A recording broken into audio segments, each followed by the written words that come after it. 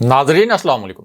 Inside news के नए programme के साथ मैं हूं इब्राहिम राजा और आज हम बात करेंगे कि वज़ीर आज़म इमरान खान ने ताकतवर शख्सियत से इस्तीफ़ा क्यों मांगा, इस इस्तीफ़े के पीछे असल कहानी क्या है, वज़ीर आज़म इमरान खान के ऑफिस में किस किस्म की फ़ाइल पहुंचाई गई, ये फ़ाइल किन इंटेलिजेंस ज़राए से वज़ीर आज़म इमरान खान तक पहुंची थी, इस फ़ाइल में क्या इंकशाफात किए गए थे, शहबाज शरीफ की क्या नई और पुरस्कार हरकत पकड़ी गई, पिछले 72 घंटे में लंदन में क्या कुछ होता रहा, दो वुज़रा ने प्राइम मिनिस्टर इमरान खान को क्या पैगाम पहुंचाया और इस पैगाम पर वज़ीर आज़म इमरान खान ने क्या फैसले किए। हमारे जिन दोस्तों ने अब तक हमारे चैनल को सब्सक्राइब नहीं किया उनसे हम कहेंगे कि हमारे चैनल को सब्सक्राइब कर लें ताकि उन्हें अहम मालूमात बर वक्त मिलती रहें। अब वापस आते हैं आज के मौजू पर, यानी वज़ीर आज़म इमरान खान ने ताकतवर शख्सियत से इस्तीफ़ा क्यों मांगा और प्राइम मिनिस्टर ऑफिस में किस किस्म की फ़ाइल पहुंचाई गई। सबसे पहले आपको एक ब्रेकिंग न्यूज़ और एक ताज़ा तरीन खबर से आगाह करते हैं। ये एक ऐसी खबर है जिसमें कुछ नए इंकशाफात किए गए हैं। इसी खबर में कुछ नए हकायक भी सामने लाए गए हैं। ये एक ऐसी खबर है जिसमें जो नए इंकशाफात किए गए हैं ये इससे पहले मंजर आम पर नहीं आए थे, लेकिन अब इन इंकशाफात और इन नुकात की बाज़ाब्ता ऑफिशियली सरकारी सतह पर तस्दीक की गई है। और ये जो खबर है ये खबर एक ख़त के मुतल्लिक है और इस ख़त का ताल्लुक मियां नवाज शरीफ से भी है और इसी ख़त का ताल्लुक शहबाज शरीफ से भी है। और आप ये भी कह सकते हैं कि इस पूरे मामले का ताल्लुक बराह रास्त मियां नवाज शरीफ की वापसी से भी है और एक बहुत बड़ी मुबैना डील के हवाले से भी ये खबर बहुत अहमियत की हामिल है। तो मामला ये है कि हुकूमत ने मियां नवाज शरीफ की जो मेडिकल रिपोर्ट्स थी उनकी तहकीकात के लिए एक मेडिकल कमीशन बनाया था, एक मेडिकल बोर्ड बनाया था। इस मेडिकल बोर्ड ने लंदन में पाकिस्तानी हाई कमीशन से रब्ता करना था और उसके बाद लंदन में पाकिस्तानी हाई कमीशन ने लंदन में वो हॉस्पिटल्स जहां मियां नवाज शरीफ का इब्तदाई इलाज हुआ, वो क्लिनिक्स जहां मियां नवाज शरीफ ने इब्तदाई चंद माह में विजिट्स किए और जिन डॉक्टर्स ने इब्तदाई तौर पर मियां नवाज शरीफ का इलाज किया उनसे रब्ता करना था और वहां से मेडिकल रिपोर्ट्स लेनी थी और हुकूमत पाकिस्तान को सबमिट करनी थी, यानी लंदन में पाकिस्तानी हाई कमीशन के ज़रिए ये रिपोर्ट्स पाकिस्तान आनी थी। लेकिन हुआ क्या, हुआ ये कि लंदन में जो पाकिस्तानी हाई कमीशन था उसको शरीफ फैमिली ने इजाज़त नहीं दी कि लंदन में हाई कमीशन के पास ये रिपोर्ट्स किसी भी सूरत पहुँचें। ज़ाहिर है कि शरीफ फैमिली ने वहाँ पे जो प्राइवेसी लॉज हैं उनका इस्तेमाल किया होगा, जिसके बाद अब हुकूमत ने शहबाज शरीफ को एक ख़त लिखा है और वफाक के जो सबसे बड़े लॉ ऑफिसर हैं यानी अटॉर्नी जनरल उनकी जानिब से अब शहबाज शरीफ को एक ऑफिशियल कैपेसिटी में ख़त लिखा गया है। और इस ख़त में कहा गया है कि शहबाज शरीफ साहब, मियां नवाज शरीफ के मुतल्लिक जो ताज़ा तरीन मेडिकल रिपोर्ट्स हैं, अगर वो वाकई बीमार हैं, अगर उनका वाकई ही वहाँ पर कोई एक्टिव ट्रीटमेंट हो रहा है तो ये अब आपकी जिम्मेदारी है कि वो रिपोर्ट्स हमारे हवाले करें। जिन डॉक्टर्स ने मियां नवाज शरीफ का ट्रीटमेंट किया था उन डॉक्टर्स की रिपोर्ट आपकी जिम्मेदारी है कि आप हमें मंगवा के दें। हमारा ये जो मेडिकल बोर्ड है और जो हमने मेडिकल कमीशन कायम किया है, ये मेडिकल कमीशन उन रिपोर्ट्स को टेस्टिफाई करेगा, उनको रीचेक करेगा और फिर ये रिपोर्ट्स अदालत में पेश की जाएंगी ताकि एक तरफ तो ये बताया जा सके अदालत को कि क्या मियां नवाज शरीफ का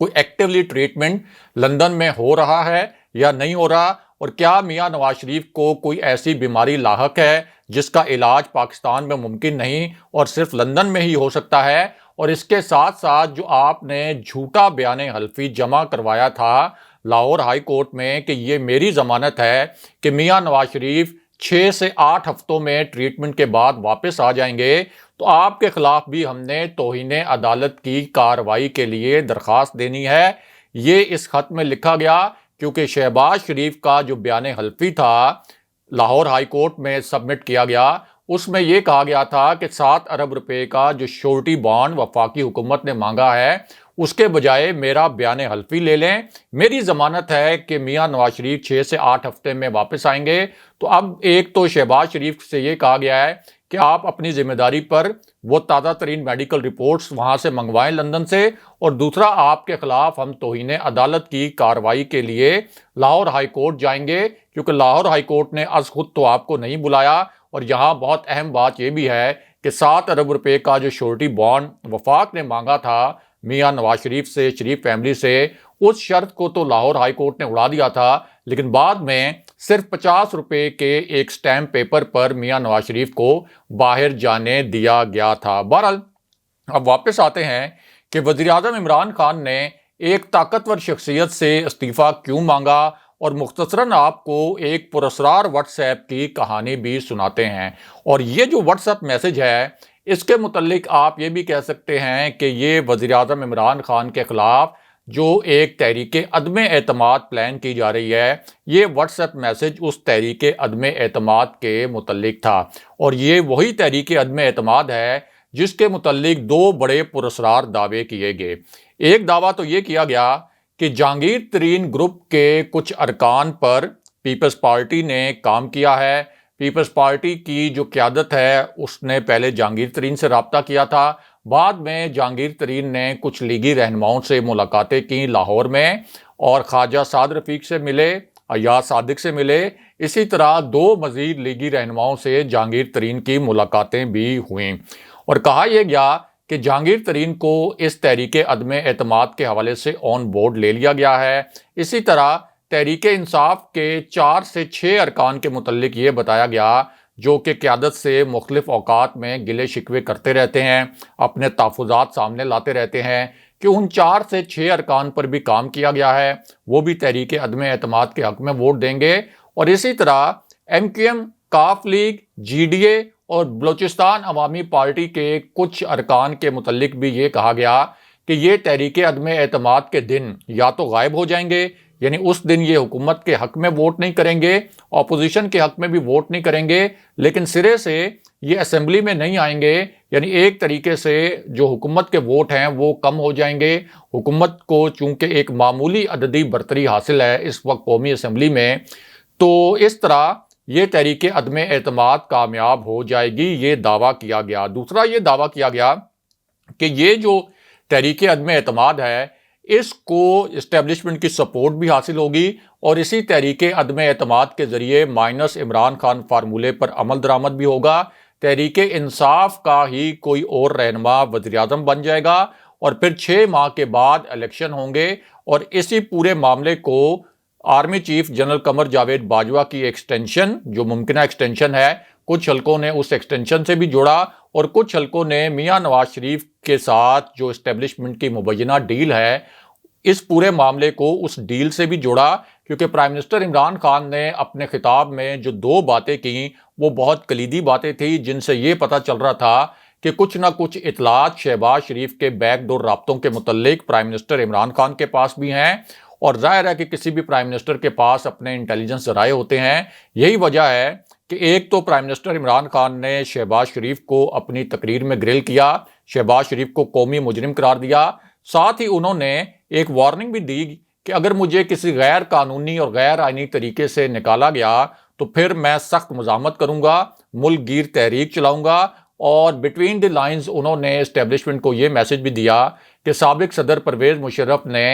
ڈیل کر کے مسلم لیگ نون اور پیپلز پارٹی سے اس قوم سے غداری کی تھی، اس قوم پر بڑا ظلم کیا تھا۔ تو ایک بٹوین دی لائن میسج تھا اسٹیبلشمنٹ کے لیے کہ آپ بھی مسلم لیگ نون اور پیپلز پارٹی، خاص طور پر میاں نواز شریف کے ساتھ ڈیل کے کانٹیکس میں یہ پیغام بہت اہم تھا کہ شریف فیملی کے ساتھ کسی قسم کی ڈیل نہ کریں، اور اگر اس قسم کی کوئی ڈیل کی گئی تو یہ اس قوم کے ساتھ بڑا ظلم ہوگا۔ تو اس کا مطلب یہ ہے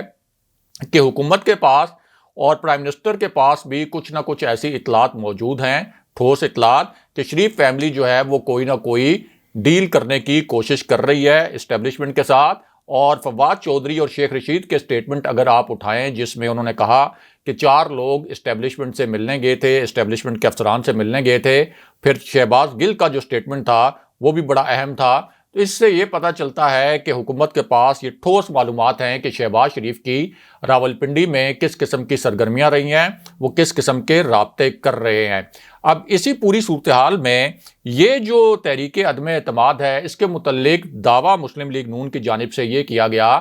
کہ اس کو اسٹیبلشمنٹ کی سپورٹ حاصل ہوگی،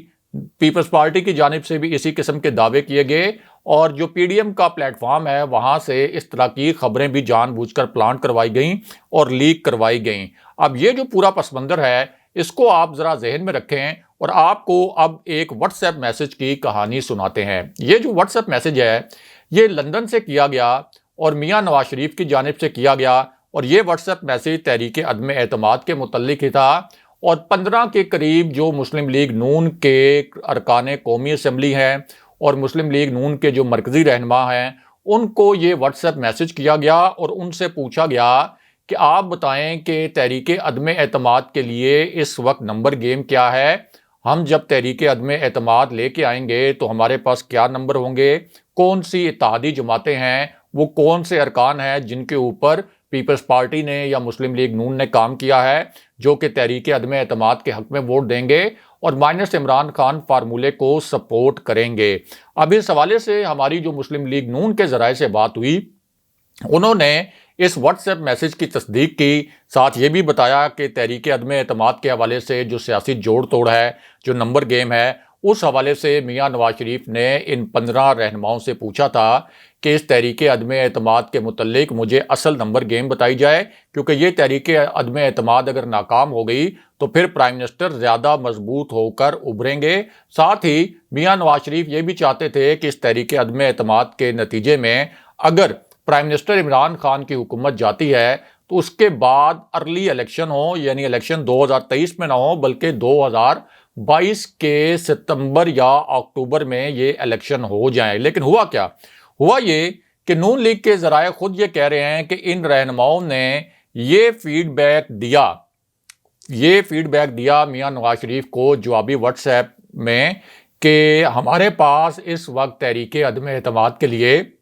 نمبر پورے نہیں ہیں، پیپلز پارٹی نے صرف سیاسی سٹیٹمنٹ دیے، سیاسی پوائنٹ سکورنگ کی، ہم نے رابطے کر لیے جہانگیر ترین گروپ کے ارکان سے لیکن ہمیں وہاں سے کوئی پازیٹیو فیڈ بیک نہیں ملا، انہوں نے تحریک عدم اعتماد کے حق میں ووٹ دینے سے صاف انکار کر دیا۔ ہم نے تحریک انصاف کے ناراض ارکان کم سے کم 6 ارکان کے متعلق بتایا گیا کہ ان سے بھی رابطہ کیا لیکن وہ بھی اس تحریک عدم اعتماد کے حق میں ووٹ دینے کے لیے تیار نہیں ہے، اور نہ ہی حکومت کی کوئی اتحادی جماعت ایسی ہے جس کے ارکان تحریک عدم اعتماد کے موقع پر غائب ہونے کے لیے یا تحریک عدم اعتماد کے حق میں ووٹ دینے کے لیے تیار ہیں۔ تو اس طرح میاں نواز شریف کو یہ میسج دیا گیا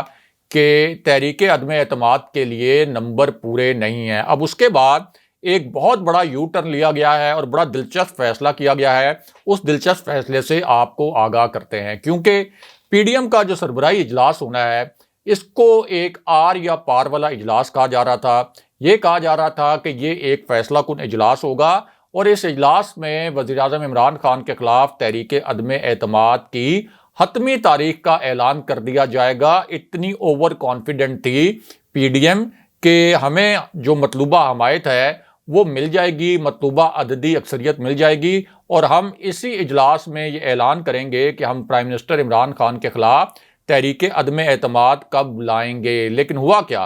ہوا یہ کہ جس وقت میاں نواز شریف کو یہ فیڈ بیک ملا اپنے رہنماؤں کی جانب سے کہ ہمارے پاس نمبر پورے نہیں ہیں، پھر مولانا فضل الرحمان سے رابطہ کیا گیا۔ مولانا فضل الرحمان کو بھی بتایا گیا کہ پیپلز پارٹی نے ایک مرتبہ پھر سیاسی پوائنٹ سکورنگ کے لیے یہ جھوٹ بولا تھا اور نمبر گیم اس وقت پوری نہیں ہے۔ تو اب ہمارے ذرائع کا یہ کہنا ہے کہ یہ جو پی ڈی ایم کا اجلاس ہے اس میں تحریک عدم اعتماد کی تاریخ کا اعلان نہیں کیا جائے گا، اور ذرائع کا کہنا ہے کہ اس اجلاس کے اختتام پر جو پریس کانفرنس ہونی ہے اس پریس کانفرنس میں یہ کہا جائے گا کہ پہلے مرحلے میں اسپیکر قومی اسمبلی اور چیئرمین سینٹ کے خلاف تحریک عدم اعتماد ہم لانے کی کوشش کریں گے، اس کے لیے سفارشات بنائیں گے اور تجاویز جو ہیں وہ سامنے لے کے آئیں گے، اور اسٹیئرنگ کمیٹی کو یہ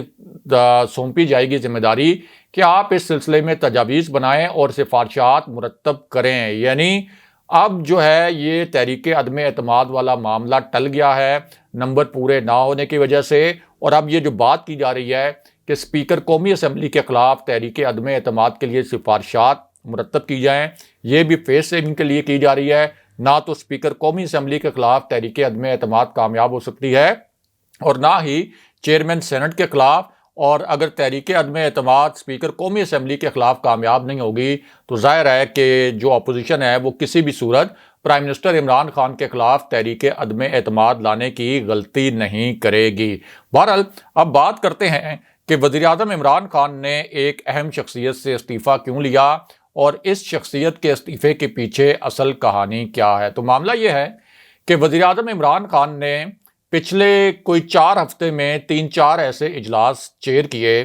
جن میں شہباز شریف کے کیسز کا بطور خاص ذکر ہوا، اور پرائم منسٹر عمران خان کو شہباز شریف کے جو کیسز ہیں ان پر پریزنٹیشنز بھی دی گئیں، بریفنگز بھی دی گئیں، اور یہ شہباز شریف کے کیسز کے متعلق جو شواہد پرائم منسٹر عمران خان کے سامنے رکھے گئے، اس کے بعد پرائم منسٹر کا کہنا تھا کہ یہ تو اوپن اینڈ شٹ کیسز ہیں اور اس پر شہباز شریف کو اب تک سزا ہو جانی چاہیے تھی۔ اسی وجہ سے انہوں نے اپنے خطاب میں بھی یہ کہا تھا کہ عدلیہ کو اس ملک پر رحم کرنا چاہیے اور اس طرح کے جو میگا کرپشن کیسز ہیں ان کو ڈیلی بنیاد پر ان کی ہیرنگ ہونی چاہیے، ان کی سماعت ہونی چاہیے، کیونکہ پرائم منسٹر عمران خان یہ جو بڑے بڑے سیاسی مافیاز ہیں ان کے کیسز میں جس طرح سے ڈیلے ہوتا ہے، جس طرح سے ان کو ریلیف مل جاتا ہے مخصوص عدالتوں سے مخصوص حالات میں، جس طرح سے ان کی ضمانتیں ہو جاتی ہیں، مثال کے طور پر آصف علی زرداری کا کیس ہمارے سامنے ہے، مریم نواز کا کیس ہمارے سامنے ہے، اسی طرح شہباز شریف کی بھی عبوری ضمانت ہو گئی، تو پرائم منسٹر عمران خان کے اس حوالے سے بڑے کنسرن تھے کہ یہ کیسز اپنے منطقی انجام تک نہیں پہنچ رہے۔ تو اب اس پوری صورتحال میں پرائم منسٹر عمران خان نے ایک ایسی شخصیت سے استعفیٰ لیا ہے جس نے میاں نواز شریف کی واپسی کے حوالے سے بھی بڑا تیزی سے بڑے فعال طریقے سے کام کیا تھا۔ اسی شخصیت نے میاں نواز شریف کے گرد گھیرا تنگ کروایا لندن سے، ان کے ویزے میں توسیع کی درخواست بھی رد ہوئی اور شہباز شریف کو بھی ناکوں چنے چبوائے اسی شخصیت نے، اور شہباز شریف کے خلاف جو ٹیٹیز والا کیس بنا اس پر بہت انویسٹیگیشن کی گئی، بہت محنت کی گئی، اور جو جعلی ٹرانزیکشن والا کیس تھا جو کہ ایف آئی اے نے بنایا تھا جس میں 16 ارب روپے کی منی لانڈرنگ کے ناقابل تردید شواہد موجود تھے، وہ بھی اسی شخصیت نے سپروائز کیا تھا، لیکن یہ کیس بھی منطقی انجام تک نہیں پہنچ سکا کیونکہ ظاہر ہے کہ یہ جو شخصیت ہے اور ان کے ساتھ جو تحقیقاتی ٹیمیں تھیں وہ صرف شواہد اکٹھے کر سکتی تھیں، آگے جو فیصلہ کرنا تھا وہ تو عدالتوں نے کرنا تھا۔ اب یہ جو شخصیت جس کا ہم نے آپ سے ذکر کیا پرائم منسٹر عمران خان کے بڑے قریب تھی، بڑی بااثر شخصیت تھی، بہت طاقتور شخصیت مانا جاتا تھا، یعنی شہزاد اکبر، ان سے پرائم منسٹر عمران خان نے استعفیٰ لے لیا ہے۔ خود انہوں نے تصدیق بھی کی ہے شہزاد اکبر نے کہ میں نے استعفیٰ دے دیا ہے، لیکن حکومتی ذرائع یہ کہہ رہے ہیں کہ اسی شخصیت کو یعنی شہزاد اکبر کو کچھ اور اہم ذمہ داریاں ملنے کا امکان بھی ہے، یعنی ان کی جو کیپیبلٹیز ہیں ان کو کسی اور اہم شعبے میں استعمال کرنے کا حکومت ارادہ رکھتی ہے، اور فواد چودھری نے اپنے بیان میں اس بات کی تصدیق بھی کی ہے کہ شہزاد اکبر کے لیے زیادہ اہم جو ذمہ داریاں ہیں وہ ان کا انتظار کر رہی ہیں۔ ساتھ ہی فواد چودھری نے یہ بھی کہا ہے کہ شہزاد اکبر نے شدید دباؤ میں کام کیا، مافیاز پر کام کرنا آسان نہیں تھا، لیکن انہوں نے بہترین طور پر کیسز کو دیکھا، اور 2 جو ان کے جملے تھے ان میں سے ایک جملہ بڑا معنی خیز تھا، اور انہوں نے کہا کہ مزید اہم کام شہزاد اکبر کے منتظر ہیں۔ اگلے پروگرام تک کے لیے خدا حافظ۔